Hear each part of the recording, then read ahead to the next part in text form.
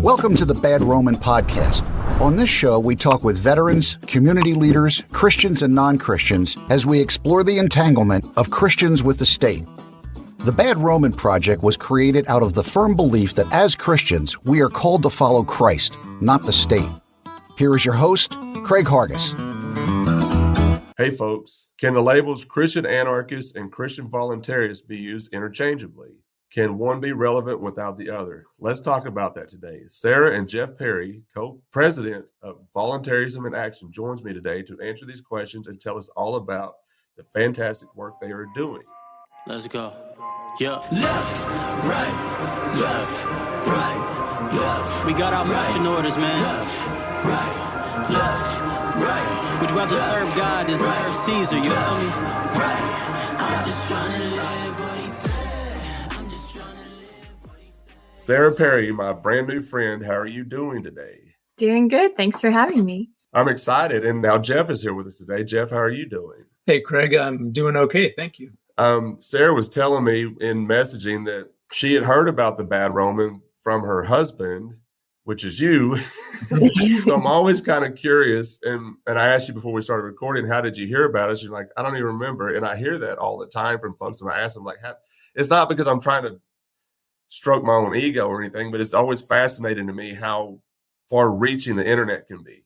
You know, my producer sends me stuff from time to time about people listening in different parts of the world. And, you know, we're rising in the charts in a place called Patonia right outside of Russia.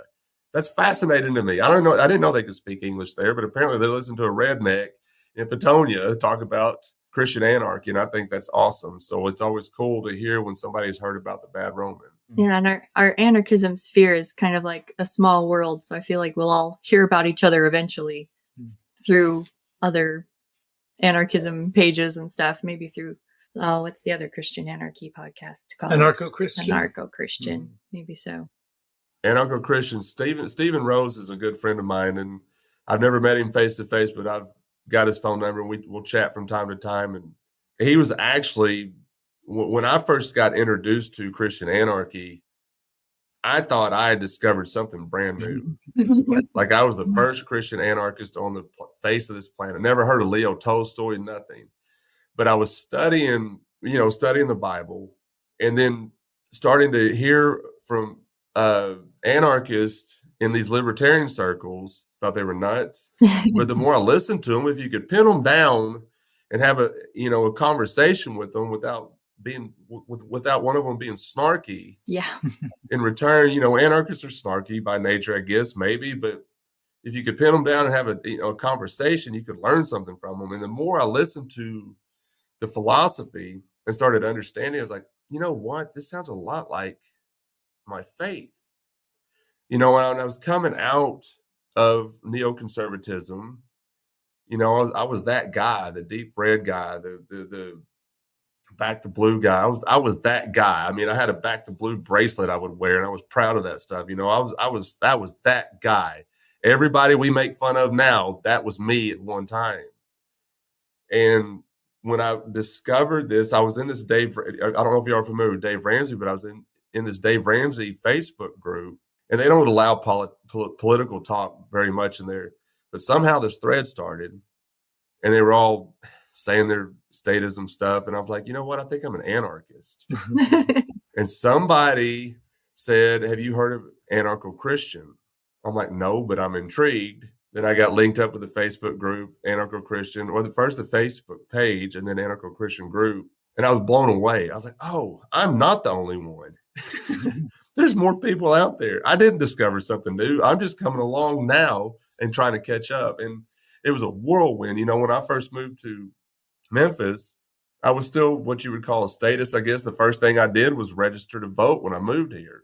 I haven't voted since 2016. I wanted to get involved with the libertarians in the Memphis area to kind of help them get elected to rule over other people, because I thought that was the best way to go about things, because libertarians had it right. Mm-hmm. I'm no longer part of that garbage, right? But the idea of getting involved with other anarcho-Christians or Christian anarchists, Christian voluntarists, whatever you want to call it, is awesome to me. Like you almost at first I felt like a stranger in this world. Like I'm gonna walk out the front door. Like I can sit in my house and read this stuff and be alone about it. But then you can find somebody else on the internet, and then there's more people on the internet talking about this.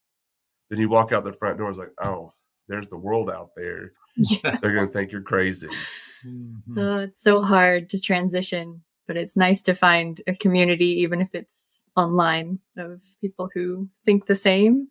That's true. It's kind of depressing to have to go back to the so-called normal world where people just don't take all of the things that they just take it for granted that the state is everywhere and that's just how it is and that's the way things are.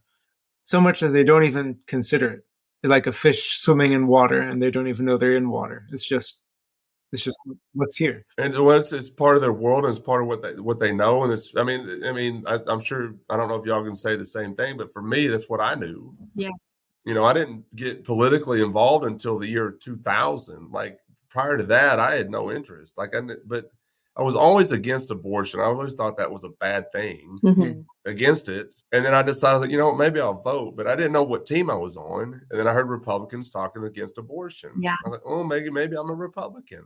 Yeah, the abortion issue brought me to the Republican Party when I was getting interested in politics too. But that was pretty much the only thing that I aligned with them with. But then they, they don't deliver, and then they're hypocrites about it. And Yeah, and that's how they get people. Both parties is they pick big issues that emotional issues, emotionally driven, and that they can trick people into thinking that are going to be good. Like, oh, we want to take care of the poor.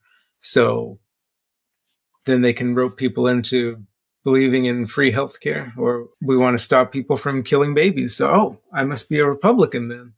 We want to save the planet, so I must be a leftist. Yeah. And then they don't consider the other things that they're packaging along with that. And they don't consider how they're going to achieve those goals, which is inevitably by putting a gun to someone else's head and threatening them. Hey folks, we have set up a very simple way to donate to the Bad Roman Project through spotfund.com. Just go to SpotFund and search No King But Christ. This has become necessary to continue to provide a quality podcast and keep production costs down as well. Just $5 or $10 a month will go a long way in helping us keep this project going and continue spreading the very basic message of No King But Christ. So if you like what we were doing and can find it within your budget, go to spotfund.com and search No King But Christ, and you can set up monthly donations or even donate one time. Any and all donations help more than you know, and as always, any donations above production costs will go directly to charities in Memphis, Tennessee. Thank y'all so much. Now back to the show. Let's start here. Let's start with some background from both of y'all. Whatever you want folks to know about you, and then we'll get into the thread that how me and Sarah got connected. And then Sarah, why don't you tell us a little bit about yourself, and then Jeff can tell us about himself, and we'll go from there. Well, I grew up in South Carolina. We've lived all over the country because Jeff was in the military for a while. You told my shame. Oh. I was telling him earlier, it's like the publicans and the scribes were like the most hated Christian converts early on. All the people who used to work for the government are like the most hated anarchist converts, when you should be celebrating those converts the most because they came out of the beast and they got to see the government corruption firsthand. And have 3 children, and I unschool them. We live on 5 acres now and homestead a bit. We have 23 ducks. I lose track of the number. Okay. 23. Because we hatched more in the spring, and then we sold some, and we bought some, and so we get duck eggs, and they're delicious, and just trying to live as freely as possible. I've never had a duck egg before. Like I eat eggs almost every day now, and I've never had a duck egg. Or what's the difference in a duck egg and a chicken egg? The duck egg has more fat and less water, more protein as well. And so it tastes different protein too. Different proteins too. Yeah. So it tastes richer but the texture is a little bit different, especially if you're cooking just the egg, like hard cooking it, scrambled and mixed in with stuff. You can't tell a difference in taste so much. There's less water in it, so it'll cook faster. And Easy to overcook if you're used to chicken eggs. yeah, and they're bigger. The shell is much thicker. Oh, It's difficult to crack if you're not used to cracking a duck egg. And if you're allergic to chicken eggs, you can probably eat a duck egg Really? because the protein is different. Yeah. That's what people have got duck eggs from us who couldn't eat chicken eggs. Yeah. Sought us out for that. So Say something about the texture. I had this guy at work. Sometimes his daughter raises her own chickens, and sometimes he'll bring me a dozen eggs, right off, like fresh eggs. And if you eat like a fresh egg compared to a store-bought egg, I told him, I said, the flavor's different, the texture's different. Mm-hmm. I don't know what they're doing to it to get eggs to the grocery store to make them different, but right off the farm, they're where it's at. The bird's diet, if they're like pasture raised like ours, that means they can just roam all over freely eating bugs. That makes the yolk much more flavorful, richer color, more nutrients. length of time also makes a difference because they have to be shipped from the factory farm to the store. That takes more time, and they clean the bloom off. That's true. So it's nice that you can have eggs by going to the store, but they're not the same quality as a freshly laid egg. But well, somebody told me one time, they said, as much as you eat eggs, you should raise chickens. I was like, I don't have time.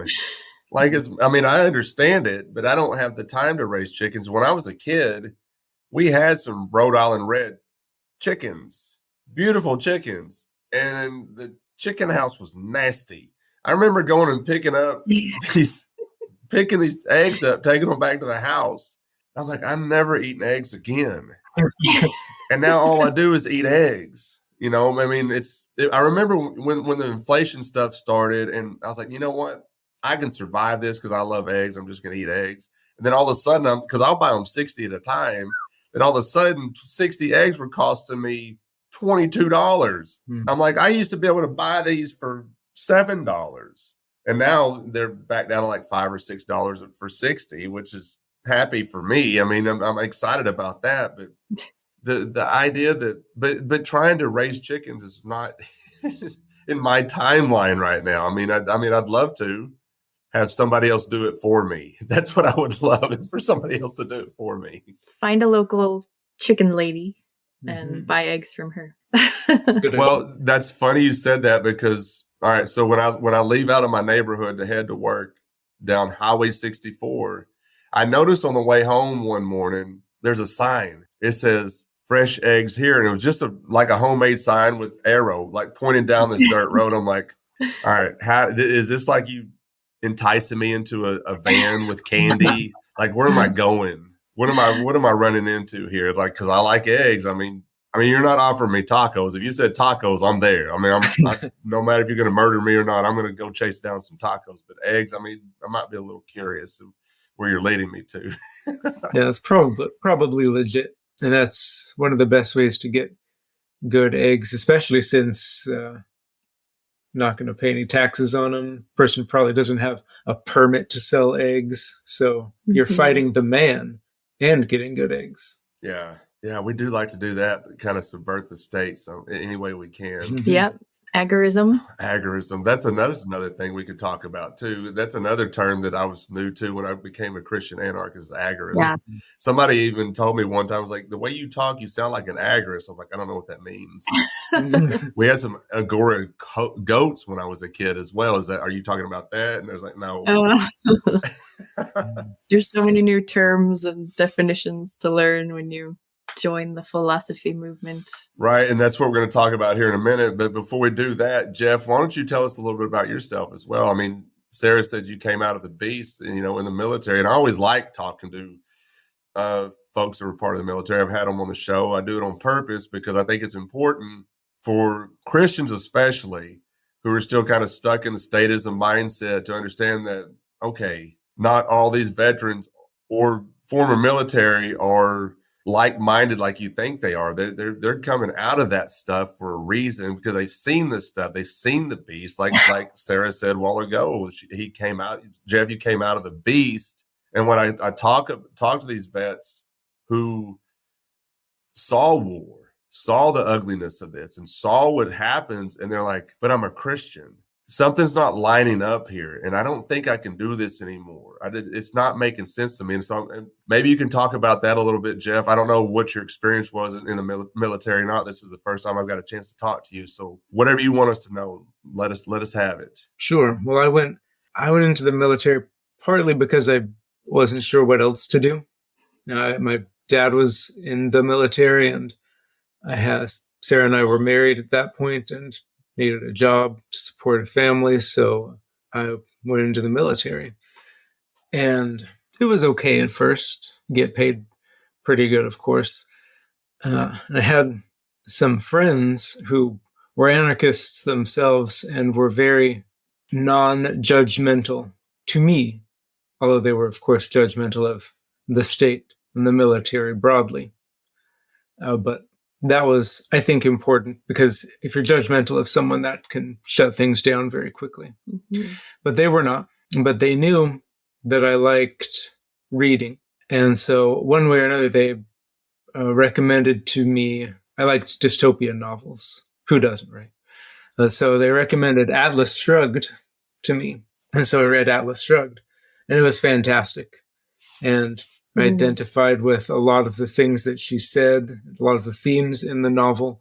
And then I wanted to read similar things about the interesting ideas that were in there. And so I started to read more and more different things from Isabel Patterson and Ludwig von Mises and Murray Rothbard and Hans Hermann Hoppe and more and more. And at first, was kind of resistant to some of the ideas. It can't be all that way, like they're saying. Because I was so used to thinking about things in a different way. The state does some good things. Is the military, of course, and such national defense. But the more I thought and the more I read, the fewer excuses were left. It got to the point where I eventually could only justify my decision of staying in the military as a kind of guiltily feeling bad about it, but also thinking, well, at least I'm taking some of their money and feeling like I dislike them. And then I was working in a hospital. I was a medical officer. I could see even the problems just inherent in the bureaucracy of the military and of hospitals, how the hospitals, but both because of the military system and the state medical complex, how they hurt people more often than they helped them. They weren't healers, they were managers of illness. And then COVID happened. Very quickly, I was left with no excuse at all anymore, because I had been trained in medical research, and now I no longer trusted what the state said. So I could see through what was happening, and I could look at the studies, and I could see none of the things they're doing make any sense. This is going to be very bad for everybody.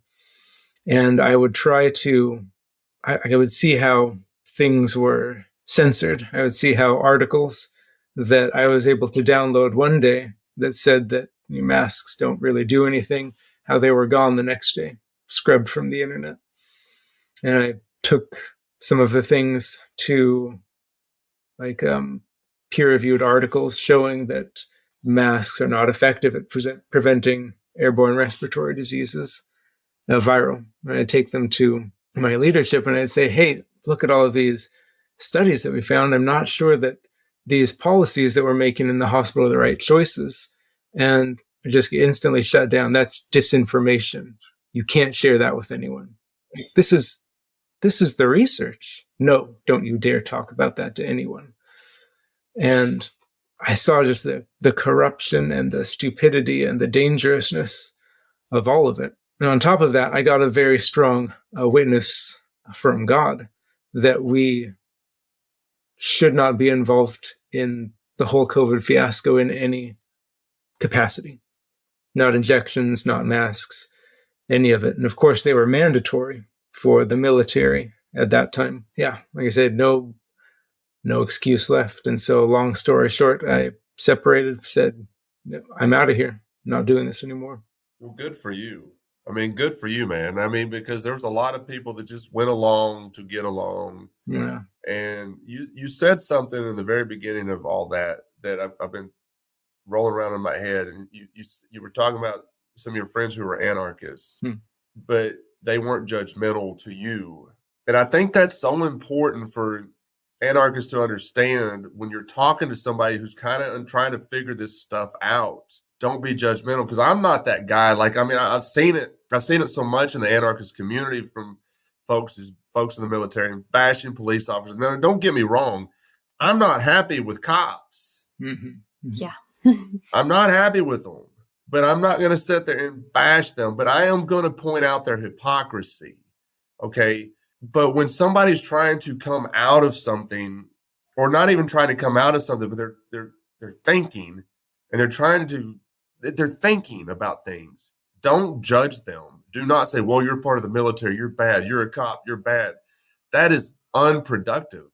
That gets us nowhere. If you want more people to come into these circles, you can't act that way towards them.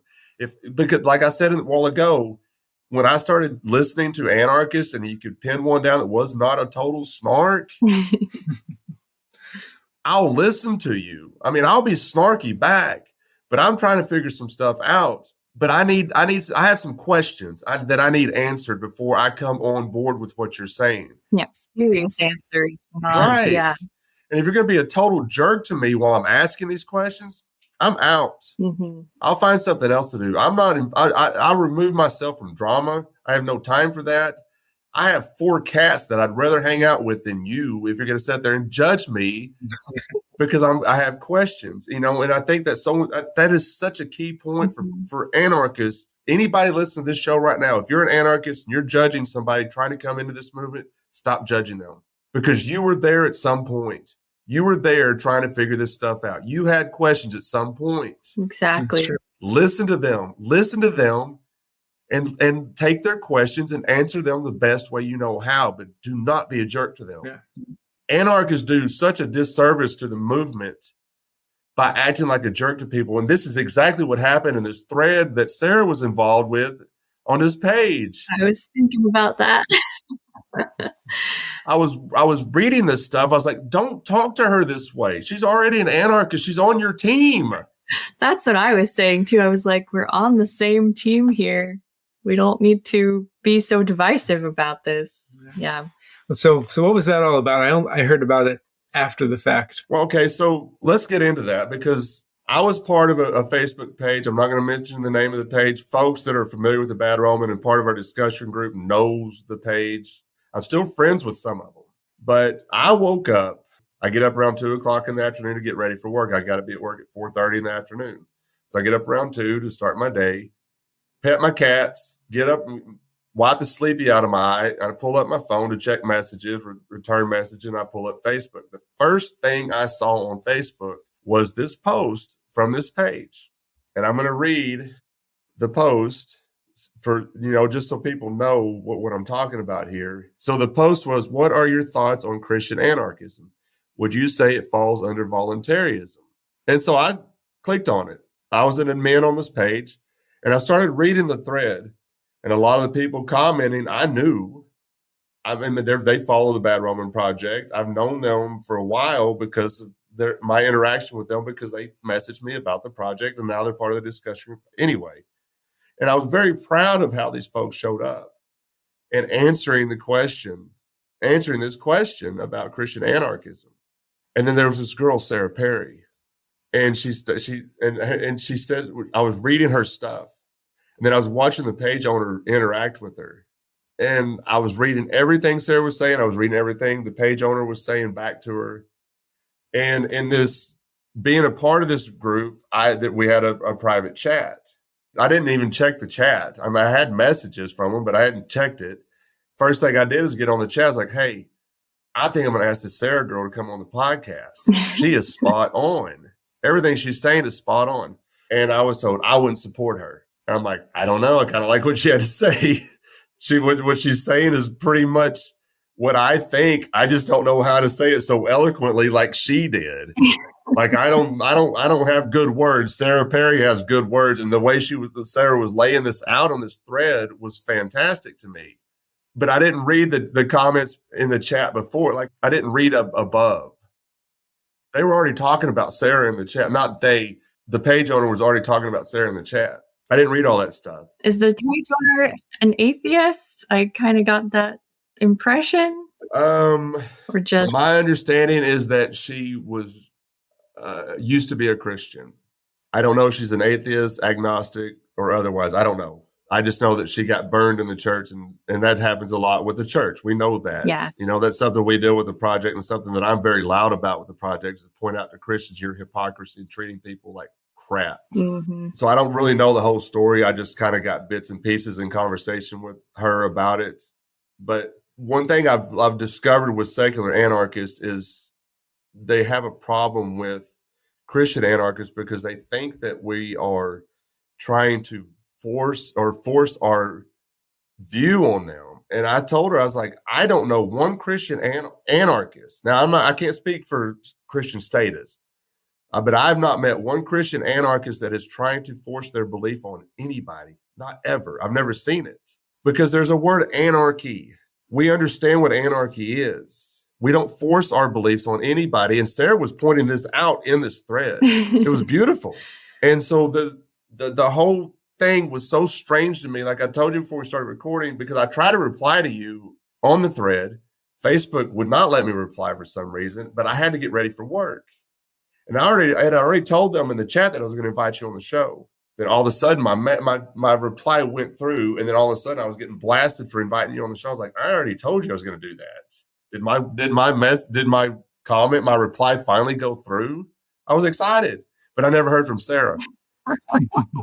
And so I found her, and I messaged her on Facebook, and now here we are. But the whole thread was fascinating to me, and how that went down, I'm very confused because, and I talked to some folks that are still involved with it, and I told them, like, man, I don't understand what happened there. I don't understand why I got booted, why I got blocked. I mean, I got blocked from the page. It was weird to me too, because the initial question I thought was a good faith question. Like, I want an answer to this in good faith. And I was like, okay, well, here's an answer then. But it seemed like she just wanted to prove a point, that she'd already decided what the answer was, and any other answer wasn't going to be acceptable. Yeah. I mean, it was like I said a while ago too, that they view us as trying to force our opinion on our faith on somebody. And I don't do that. And I've never seen anybody in the Christian anarchist community do that to anybody. Mm-hmm. But that doesn't take away what we believe. And the whole idea of anarchy or voluntarism, this is something Sarah pointed out so well in this thread, was it's a voluntary. I voluntarily put my belief in Christ as my king, but I'm not forcing my king on you. And when we use the word king, that really sets them off, because like, oh, this is authoritarianism. I was like, wait a second. First of all, I don't view Christ as what you view a king as. Yeah.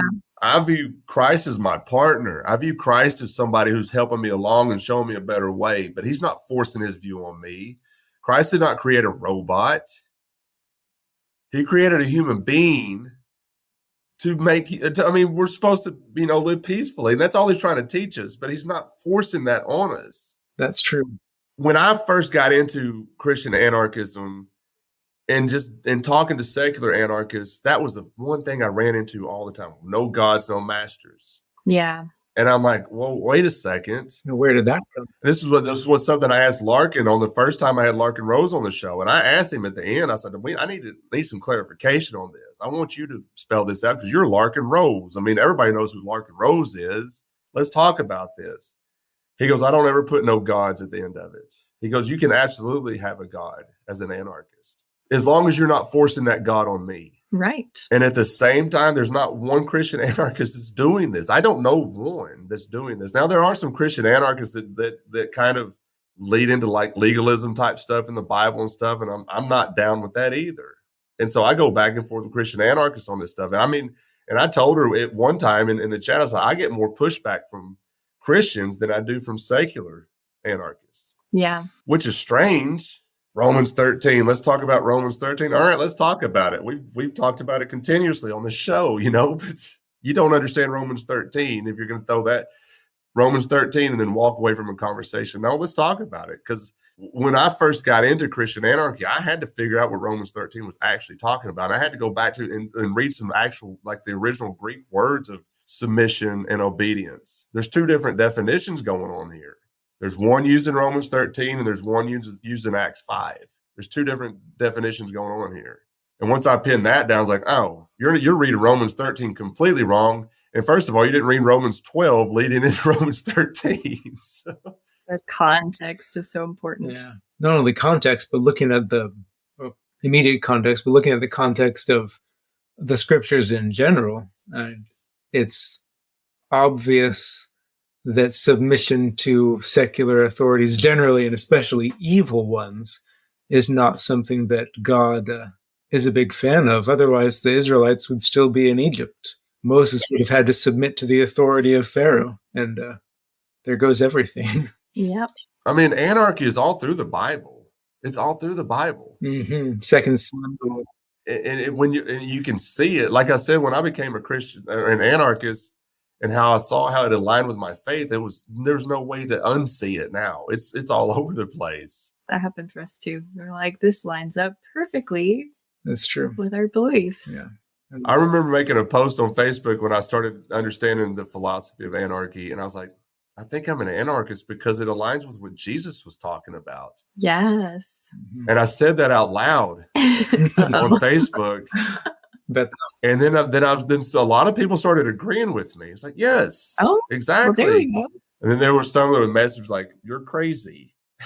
How dare you think that? Submit to governing authorities, Romans 13. I'm like, well, and then I discovered along the way with folks on the show that submitting to authority or governing authorities in that day and time, when somebody said governing authorities, when Paul said that, they understood that to be demons. I'm like, oh, well, that kind of lines up with Jesus rejecting Satan's, rule over the kingdom of this world. Is Jesus like, no, I'm not doing that. I've got my own kingdom. Mm-hmm. And if Satan's offering that, we know who's ruling the kingdom of this world. And if you, as a Christian, whether anarchist or not, you see that in Scripture. Mm-hmm. Why would you want to be involved with something that Satan's ruling over? This should be so cut and dry, so clear. I mean, this should be like, but it's not. I mean, it's not so cut and dry for people. No, I think because it's so easy to be blinded, to be deceived by the government, because it's like the fish with the water. The fish doesn't know the water is there. It's just normal for him. And if you're raised in a government school, your parents always paying taxes, you've got the government roads, the government mail, government everywhere, you would never even consider that it should be something else. But on the other hand, if you didn't have all that, and some monopoly of thugs came in and tried to take everything over and said, we're the government, we're going to do all of this stuff now, and we're going to take your money to pay for it, you would see, no, this is a terrible idea. I don't want you to do any of this. If we looked at government honestly, it's like, no, I'm a Christian. And now I don't even tell folks, when I tell folks that I don't vote anymore, I don't tell them it's because I'm an anarchist. I tell them, no, it's because I'm a Christian. That offends people so much when you tell them you don't vote. Yeah, it's like, well, you can't complain. I'm like, actually, I don't think you can complain because I didn't ask for any of this, and you deserve every bit of tyranny that you're fixing to get. Mm-hmm. You asked for it. I don't want any part of it. It reminds me of are y'all familiar with George Carlin, the comedian? Yeah. I've heard of him, yeah. He talked about that in one of his bits about not being able to complain if you don't vote. He goes, that's not logical. Yeah. That doesn't make any sense. flip that around. Yeah. And I don't want to paraphrase his bit. If you get a chance, go look that up because it's fantastic what he says about government and voting and not being able to complain. Somebody told me you were talking about something, Jeff, with the roads and government there, government here, and all this stuff. It reminds me of something that somebody said to me one time very early on in the podcast, and it's always stuck with me. He said, 99% of our lives we live as anarchists, voluntarily interacting with our neighbor. But that 1% is the government that gets in, screws it up, and people obey it. Mm-hmm. You know, it doesn't make any sense. But if without government, we would still get along. And Abby Klegner, who has helped me so much with the show, used to be a co-host on the show. She said, it's in our best interest to get along with one another. Now, we understand that there's bad actors out there. We understand that there's going to be bad people. We get that. But and something Jessica Green told me on the show one time, she said, but they will not be able to marshal the same tools that government can right now with the money and the power and the missiles and all the power. They wouldn't be able to do that. Yes, there's going to be small bands of thugs. You can call that anarchy. That's not anarchy. That's thuggery. Mm-hmm. Anarchism in its truest sense is peace. And Leo Tolstoy lays that out well. I mean, when he talks about, especially with Christian anarchism, it's pacifism. It's not sitting on a couch not doing anything. And it's another thing with pacifism. I was taught to me throughout this project I had a hard time with pacifism. I was born in West Texas, raised in West Texas, gun culture. That was my life. I was raised around that stuff. Wouldn't hesitate to put a bullet in somebody's chest if they broke into my house or try to harm somebody in my family or my friends. But when I would hear pacifism, it was like, oh, we're just not doing anything. No. Pacifism is actually more active than killing somebody. You're actively working towards peace with pacifism. And when it was explained to me that way, I was like, oh, I get it now. I think pulling a trigger on somebody is very lazy, in my opinion. And you want to get some pushback from from folks. Tell them to put their 9mm away because you're being lazy. That really upsets people. So much of it is in the way that you look at things, and just turning around and looking at things from a different viewpoint can change everything. It's really, really remarkable. But it can also create division, I think, by focusing only on, because I think we got voluntarism, we've got agorism, we've got anarchism, we've got anarcho-capitalism, we've got we got a lot of stuff. And there's a lot of words. Yeah, you can keep track of them. But I think it's all different ways of looking at essentially the same thing. Yes. Voluntarism focuses on the voluntary interactions. Agorism focuses on the market. Anarchism focuses on there shouldn't be rulers, but it's all part and parcel of the same core system of beliefs. But like we saw earlier, when you focus on one specific part of it, no, anarchists don't believe in rulers, and you believe that God is a ruler, so you're not a real anarchist. Then you're driving apart people who 99% of stuff they agree on. And that's a losing strategy, a losing worldview, in my opinion. 100%. And it's something that when I first came into the understanding this stuff, I remember asking a question in that anarcho-Christian group when I was trying to learn this stuff. I asked somebody, I just put a post, I was like, what's the difference in anarchy and voluntarism? And they said it's the same thing. And Jeff just said it. It's the same thing. We're just maybe it's just coming about it a different way, but it's all the same goal at the end of the day. Yeah, that was another thing I talked to that page owner about. Was I asked her, well, what do you think voluntarism is? Because she seemed to be thinking it was something different from anarchy. And she said that, voluntarism allows for people to voluntarily choose to have a state, which makes it not anarchy. And I'm like, well, if it's truly voluntarism, then they will voluntarily be allowed to choose to be in that government or leave at any time. Right now, we do not have that choice at all. It's vastly different from what we have right now. And just because you have a hierarchy doesn't mean that's not anarchy anymore. And that's one thing you pointed out so well in this thread. Let's get into the thread a little bit. I want to read your very first comment. I'm not going to read it all, but I want to read like the first part of it because it's kind of long, but the first part of it gets the gist. She said, I consider myself a Christian anarchist and voluntarist. A voluntarist is just someone who believes all interactions should be voluntary and based on mutual consent, not coercion. A Christian is someone who voluntarily accepts Jesus as their king. A Christian anarchist is someone who realizes that Jesus is their only true and rightful king ever and won't bow to any human earthly authority figures. I voluntarily submit my will to his because I know he would never take something from me without my consent or ask me to do something wrong.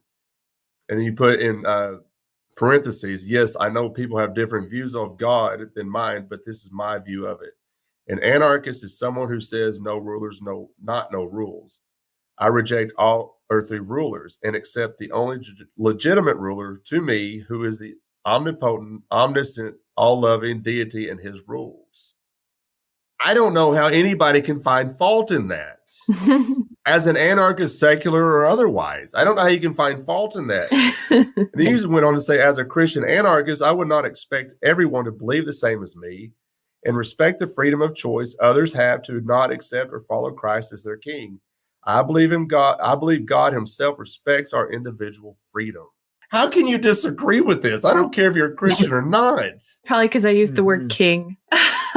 Oh, yeah, that really rubs me the wrong way. I mean, because I'm telling you, in the chat, when I would use that, I was like, listen, you're misunderstanding. Mm-hmm. Just like you said in this comment, I don't recognize any earthly rulers, but I recognize Jesus as my king. Well, that's authoritarian. I'm like, but he's not authoritarian. That's my privately held belief, and it's not something that I'm forcing on you. So it shouldn't matter, and it doesn't matter in any practical day-to-day sense. If we had an anarchist society right now, which we don't, it's all pretend anyway, because we don't. That's true. It doesn't even matter. But if we cosplaying as anarchists, day-to-day life would be the same because I would behave exactly like you, the secular anarchist, following the non-aggression principle, voluntarist principles. I love That's that. true. It's all pretend. We don't have to. I mean, it sounds like she's thinking that if anytime there's someone who is an authority figure, then they're an authoritarian. But there's a big difference between Jesus and the state. I mean, if you don't pay tithes, Jesus isn't going to come kick down your door and shoot your dog.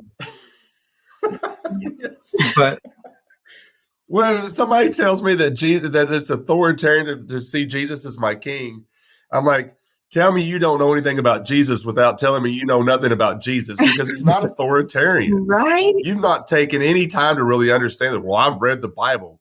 You've read it, but you've not studied it. You've not paid any attention to what Jesus was doing when he was alive, walking around on this earth.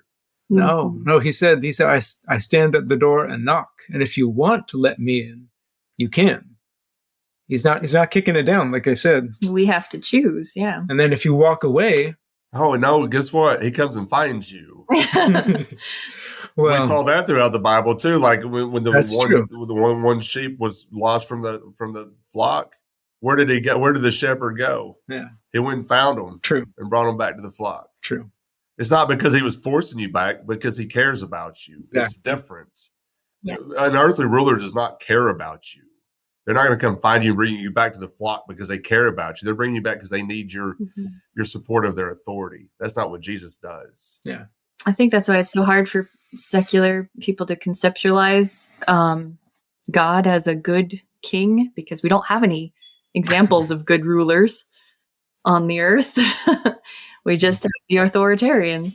Well, when you think about like 1 Samuel 8 in the Bible, when the Israelites were demanding a king, and Samuel was distressed about it. He told them all the horrible things that were going to happen because of that. Yeah, I told you. And then God's like, they're not rejecting you; they're rejecting me. Mm-hmm. And when you mention that, and when you say that, when I tell that to Christians who go and vote, I'm like, you do understand that you're choosing another king over the one you claim to follow? Come on, man, you've got to read the Bible. If you tell me you read the Bible, then read the Bible. You're rejecting God. God said that. I didn't say it. God said it. No, Craig, you see, it's a democracy. It's not It's not a Oh. monarchy, so that makes it fine. Yeah. It was just monarchy that he was talking about. We are the government, so it's okay. No. Yeah, representative democracy. They don't represent us. I mean, I don't know. At this point in our lives, if you've been involved, if you've lived past your teens and you see how politics and government works, if you cannot see now how government behaves, they don't care about you. If someone is really representing someone else, then they have to be commissioned directly by that individual or organization, and there has to be power to hold them accountable when they do not do what you want. Yeah. And there is no way to hold the government accountable except maybe to try to vote someone out after the end of their term, if they're even a politician that has a term. Most of the government is regulatory bureaucrats who are appointed, and you can't do anything about them at all. And that's where we got most of the tyranny during the COVID times, was the unelected bureaucrats. Right. And Jeff said something about COVID earlier, and I meant to mention this too. And folks who've listened to the show knows how I feel about cops. Mm-hmm. You know, that was the last thing for me to let go of when I became an anarchist. Like, I still kind of back the blue because I think they're out there doing the right thing. But then saw George Floyd get murdered. Mm-hmm. I was like, whoa, this is disturbing. Mm-hmm. And then COVID hit, and then I saw how they were treating people during COVID and enforcing these not laws. Mandates are not laws, by the way. Yeah. And shutting businesses down and ruining people's livelihoods. And, you know, a dad getting arrested in a park for playing catch with his daughter. Think what that did to that child, seeing her father getting arrested right in front of her because they were playing catch in a park. Yeah. That's I mean, traumatic. come on. And that COVID was the end of me for cops. Yeah. You know, I trained jujitsu, and a lot of cops train jujitsu, and there's a lot of cops in this gym that I train at. I don't talk about this with them now. If they have a question, if they hear me, and some of them are friends with me on Facebook, and I'm not shy about talking about this stuff on Facebook. Mm-hmm. If they have a question, I'll talk to them about it. They can't arrest me in the gym. Let's have a conversation. I want to talk about it because if you call yourself a Christian and a cop, you need to go read the early church stuff. Yeah. They would have kicked you out of the church. I mean, if you were not allowed to have a job that could potentially harm somebody in some fashion Mm-hmm. at all. Roman soldiers were cops. Yes. Yeah. They had to denounce their Roman. They had to leave the military if they wanted to join the church because the church wouldn't let them in. If you have the opportunity to harm somebody, the church wouldn't let you in. It was all about peace. And now we see this stuff on Facebook, you know, with the cops. Like on Easter, I saw something one time. It was a police page. Somebody shared it, and they were all around like a makeshift cross, and all the cop cars, and all the cops were out there celebrating the peacemakers or the peacekeepers and stuff. So cringe. And I saw, you talk about cringe. This stuff grinds my gears now. And so I got on this page and I was like, listen, you do understand it was cops that murdered Jesus Christ, right? Right. Yeah, I'm thinking of that. I mean, as the Roman police are executing him, Jesus prays to the Father to forgive them because they don't know what they're doing. They don't know that he's the Son of God. People nowadays who call themselves Christians and are police, they don't have that excuse. They should know better. They should. I want to read a little bit more of Sarah's comments, then we're going to get into VIA, Voluntarism and Action. But she said, religion as a religion cannot be a ruler in the sense of a state because people can walk away from a religion at any time. They might be afraid to because of the possibility of damnation, but strictly speaking, that's still them choosing voluntarily to not risk a possible negative future outcome. Religion as an organization cannot cause violence to enforce itself on people without using the state or becoming the state. The problem is the state, not religion. The communists apply the same logic to business. Look at how this business insert atrocity. Therefore, businesses are evil, but in most cases, they could not perpetrate or get away with such things without the state. And we see that so much with the church. Yes. How they use the state to support what they're doing. Or to defend man, I get so much pushback from Christians because I don't attend church on a regular basis. Well, me neither. It creeps me out. Yeah. Yeah. It's not because I don't want to be around other Christians, but I can sit in a pew and listen to this stuff, and knowing what I know now, I'm like, no, I want to have a home church. I want to sit in my living room. Let's have some dinner and let's do that. That's what we do. Yeah. Especially if you go around Veterans Day or the 4th of July or Memorial Day, because then the sermons are all about America. And you'll sing Star Spangled Banner instead of hymns.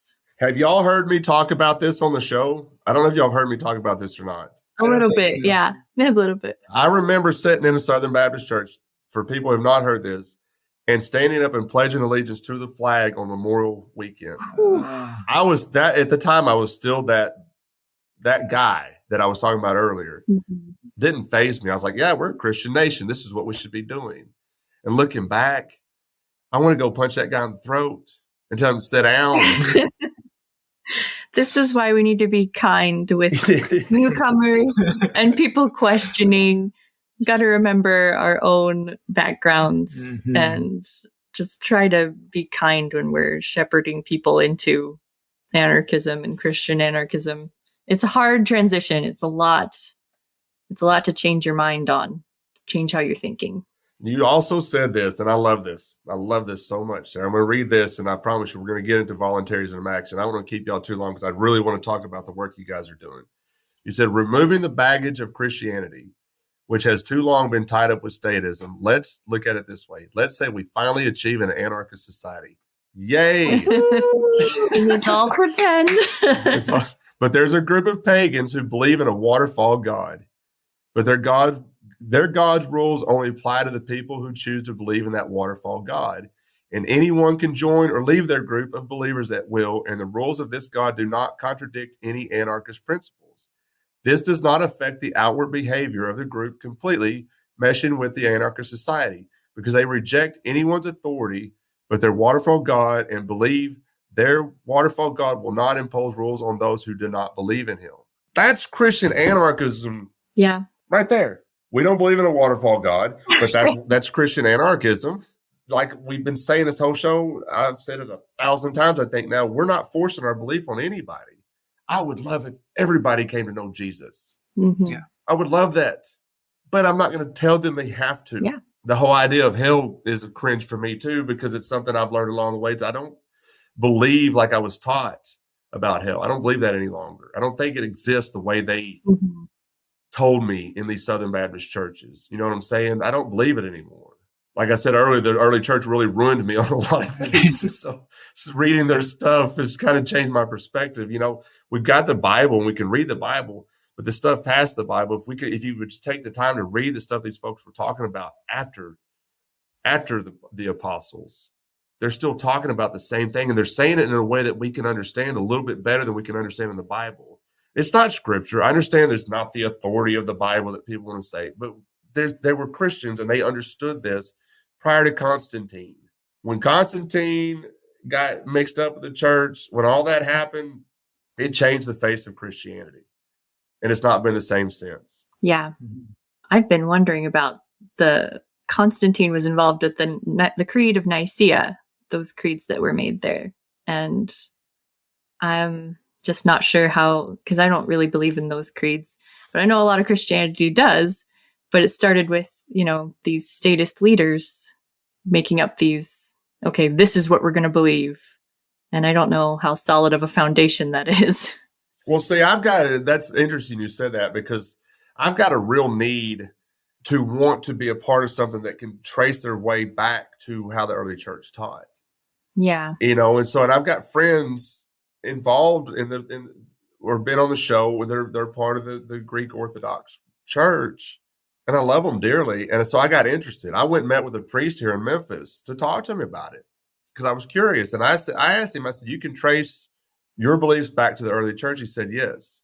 I was like, cool. I'm going to look more into this. Greek Orthodox, you said? Yeah, the Orthodox religion. And so the more I studied the Orthodox Church, and then you talked about the creeds and the Nicaea, I can't remember. Yeah.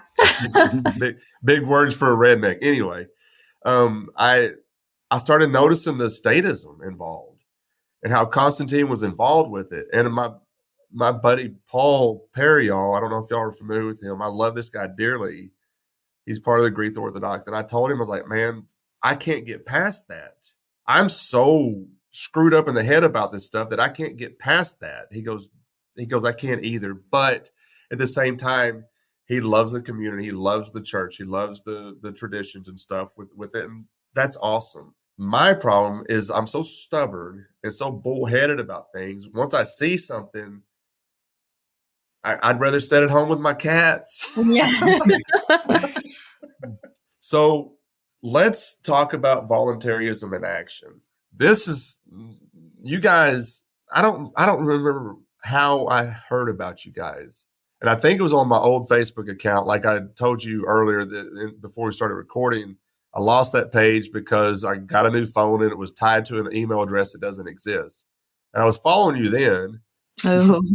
And then we connected on Facebook and you told me that you were co-president of Voluntarism and Action. And my eyes lit up when I read that. And your husband is the other co-president of Voluntarism and Action. And I love the work you guys are doing. I'm really curious because I want to read some stuff off y'all's website, but I'm really curious how y'all got this started, because when I think about what you guys are doing, this is exactly how I envision how a Christian should be behaving and taking into, like, because I tell people all the time, I'm like, listen, if you can't physically go help somebody in need, you know somebody that can, and you can help the cause by donating some money To help the people who can help. Yeah. right. So I'm kind of curious, how did this start?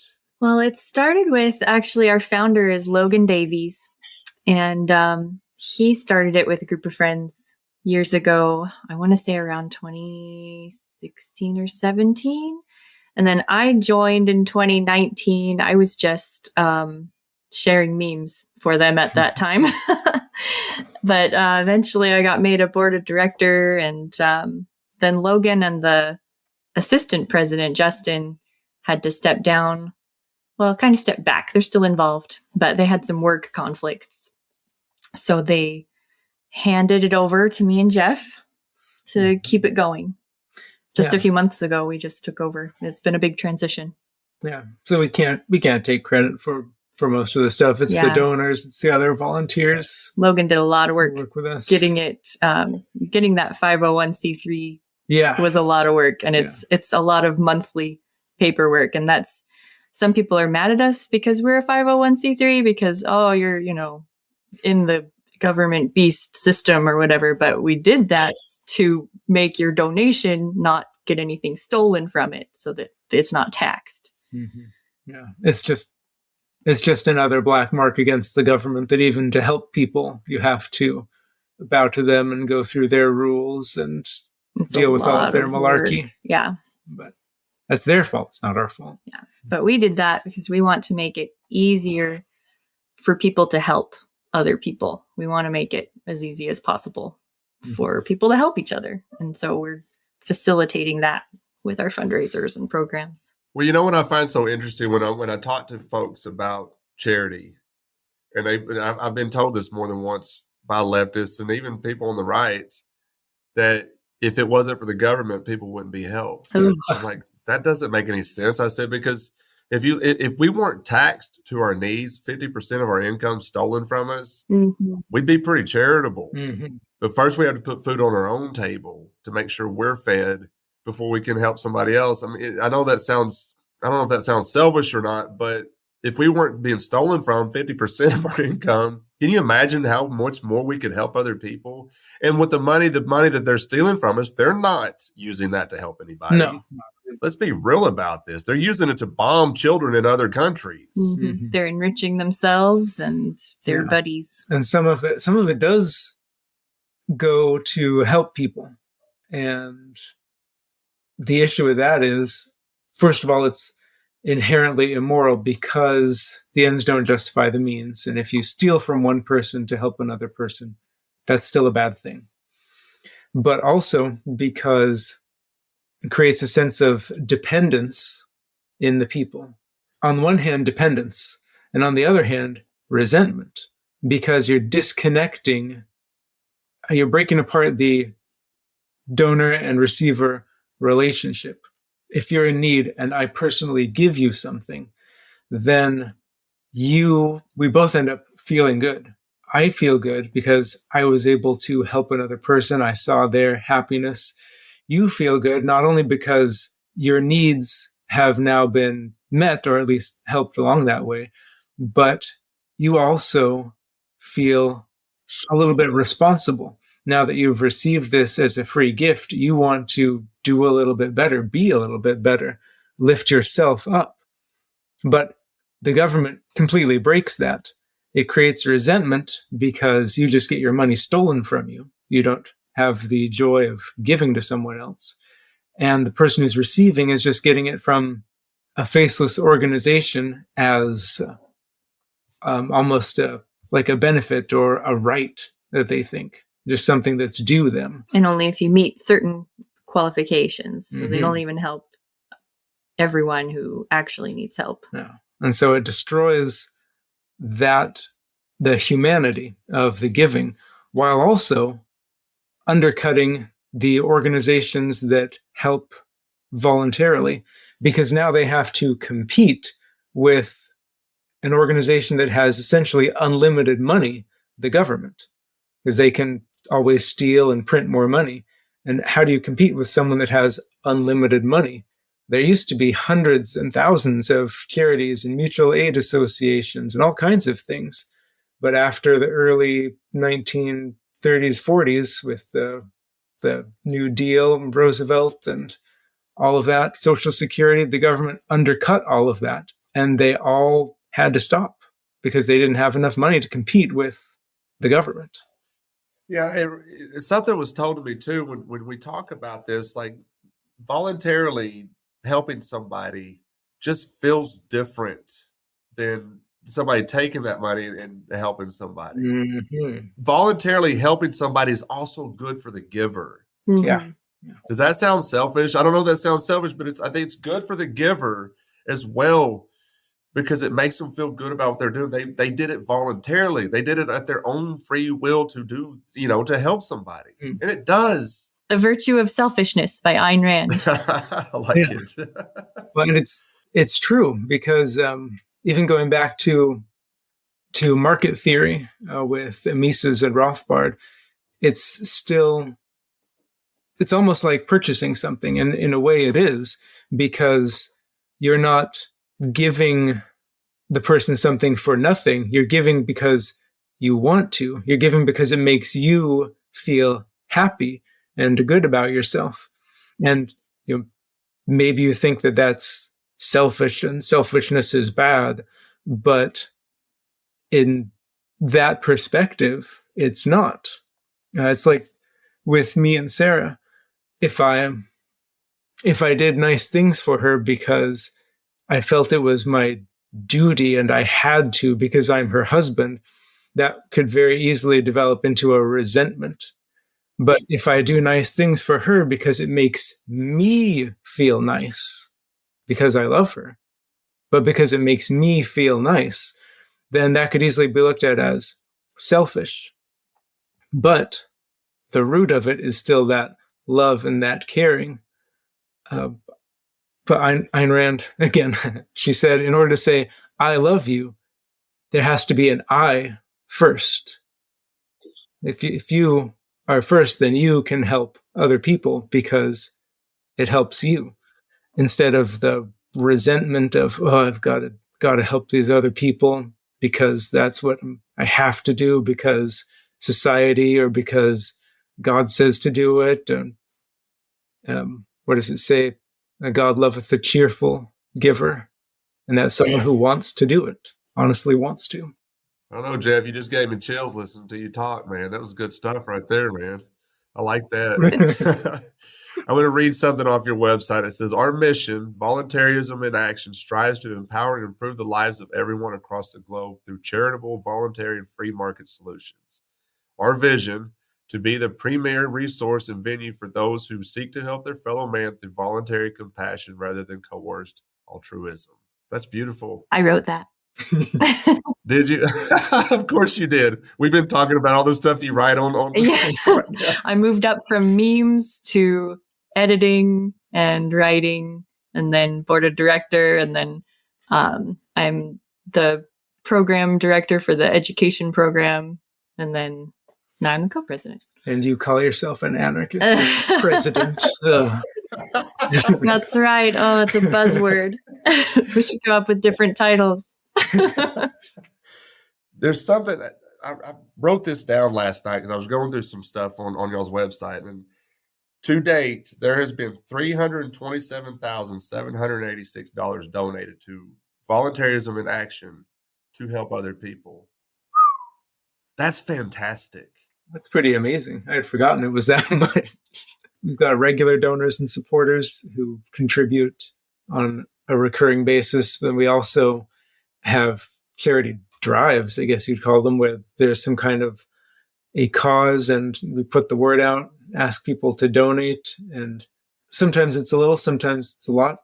Depends on the cause. Some always pull in more, like toys for children. If there's a big disaster recently, then it's easier for more people to donate just because it's in their minds more. The last one we did was for Maui. But every year we do an education fundraiser where we people donate to help primarily homeschooling families, but we don't discriminate. We'll help any low-income public schooling families who just need to afford school supplies. I focus on the homeschoolers because I'm a homeschooler, but also because homeschoolers don't get any help from the government. We get taxed to pay for schools that we don't use. And people always do school supply drives for the public school kids, but nobody does anything for the homeschoolers, and curriculum can be expensive. So I love the education program. That's my favorite. And that's the one that I'm in charge of. Let me ask y'all something before I let y'all go. And I want y'all to plug whatever you want to plug so people can find this. And this might be curious for folks listening. If people want to get involved and donate to the cause, how do you guys go about deciding who is donated to or who receives these funds? I mean, do y'all have like a discussion, or you just, like you said, y'all help with Maui? How do y'all decide this stuff? Is it like people will tell y'all I want to donate to this specific thing, or do y'all decide on your own? I mean, how's that work? That's a good question. And it's a mixture of many different methods, to be honest. We like to help individuals, and we have on our website forms people can fill out to request aid if they have a bill that they can't meet. I'm short on money, I can't pay for rent or electricity, then you can ask for help. And fill out the applications for there's different applications for every program. And then for something like Maui, we will fundraise for it, and then we will partner with individuals and groups that are on the ground already there at the scene doing things so that we can support their efforts, because we can't be right there in Hawaii where the disaster is.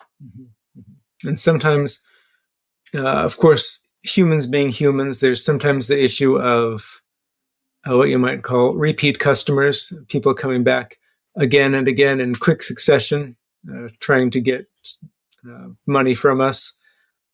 People like that are pretty easy to detect, and we can tell them, we just helped you. Here are some other resources that you can go to, but our funds are not set up to constantly support people in that way. There's also... You're not a welfare program, you're a charity program. Exactly. Right. Exactly. Give people a hand up so hopefully they can get on their own feet and then help other people too. And sometimes people in our volunteer group have a certain ideas or causes that they're passionate about. One of them that came about, we've only done it once so far, but we're going to do it again this year, is we call it the Rooted in Voluntarism campaign.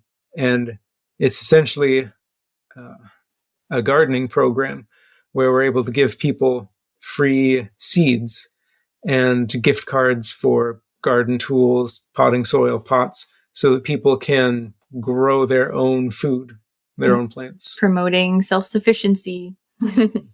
And someone on our team was just passionate about that. And we said, he proposed it, and we're like, this is a great idea. Let's do it. Yeah.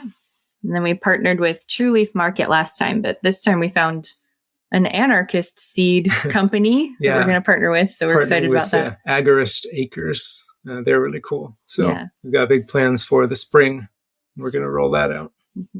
Nice. I love it. I love it. And like I said a while ago, when I think about what you guys are doing, this is what I envision Mhm. Exactly. would happen in a voluntary society. You know, this is what I envision what Jesus was talking about helping your neighbor, loving your neighbor, and even your enemy. You know, this is what I see when Jesus talked about helping the widows and the children. This is what you guys are doing. That y'all are doing what Jesus instructed us to do as Christians, and I love it. I think it's fantastic, and I want to encourage everybody listening to this to reach out to Voluntarism in Action. And if you want to help, if you can't physically be there for somebody, but you want to help and follow the what Jesus wants us to do as Christians, reach out to VIA and talk to them about it and see what you can do to help and donate. I love what you guys are doing. And before I let you go, why don't you go and plug your stuff and so people can find you, and I'll let y'all get out of here. Absolutely.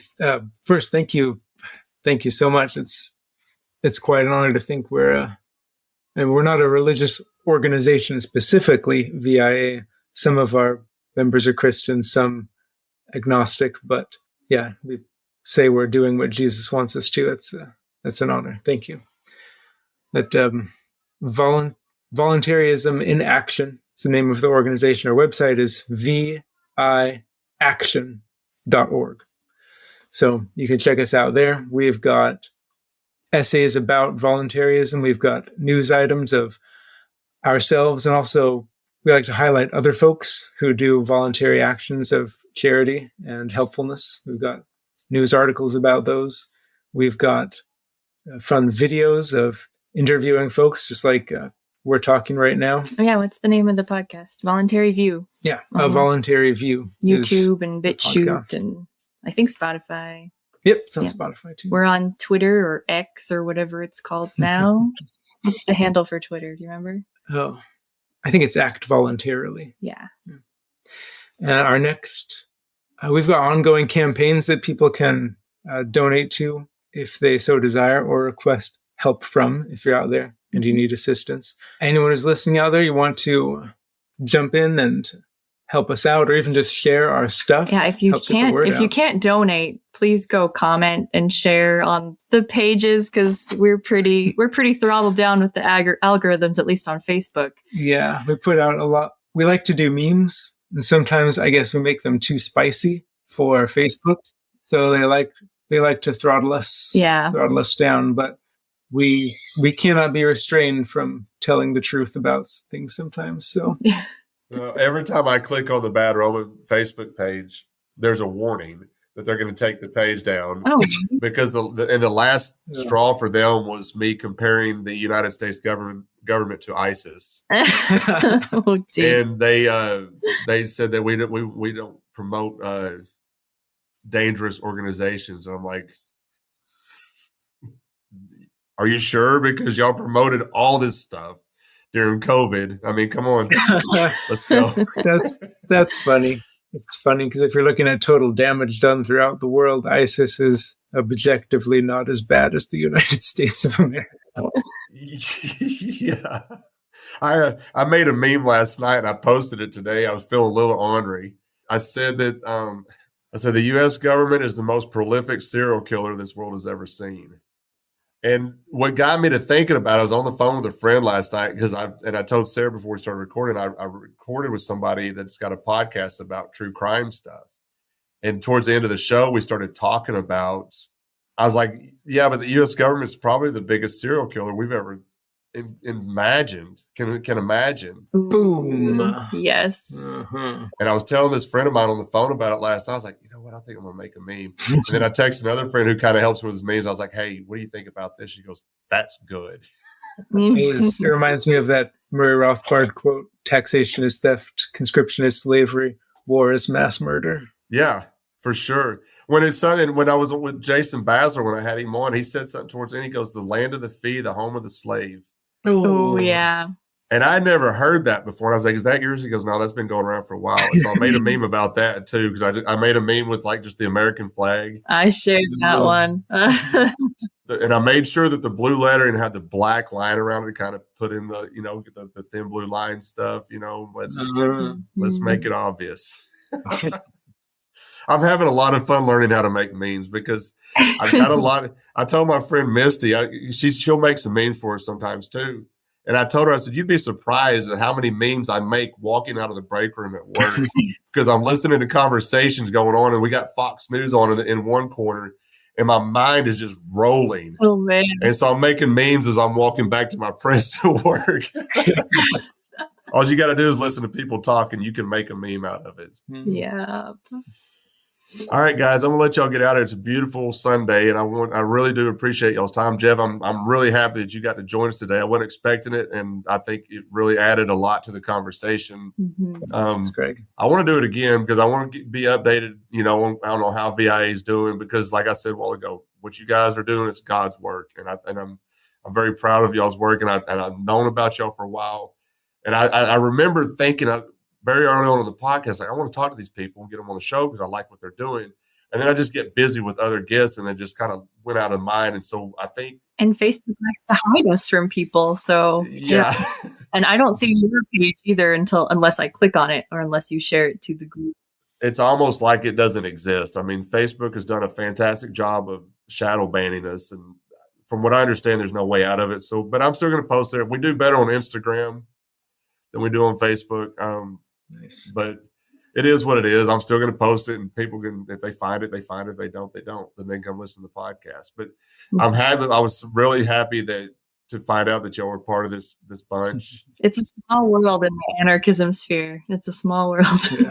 Well, I'm also of the opinion that things happen when they're supposed to happen. That's true. And this happened when it's supposed to happen. So maybe this is when it needed to happen. So here we are. And I think people are going to enjoy this conversation. Sarah, thank you for the fantastic thread that started this conversation, because people could really learn a lot from how you just laid out Christian anarchy to everybody. I mean, it's beautiful. You could probably write a little pamphlet, actually. Oh, man, that'd be a new thought. Write you a little pamphlet, and people could just carry it around in their pocket. Little reference guide. Oh, that'd be neat. Yeah, people could read from the pamphlet if people want to know more about what Christian anarchism looks like. Sarah's got it all on point right there. All right, guys. Really appreciate you coming on, and I'll let y'all get out of here. Thanks for joining us this week on the Bad Roman Podcast. Be sure to subscribe to the show wherever you find your podcasts to never miss an episode. And while you're at it, if you like what you heard, we'd appreciate a rating on iTunes. Or if you'd simply tell a friend about the show, it really helps people find us. 100% of donations are given to local charities in Memphis, Tennessee. To learn more about the Bad Roman Project and to find show notes, please visit thebadroman.com.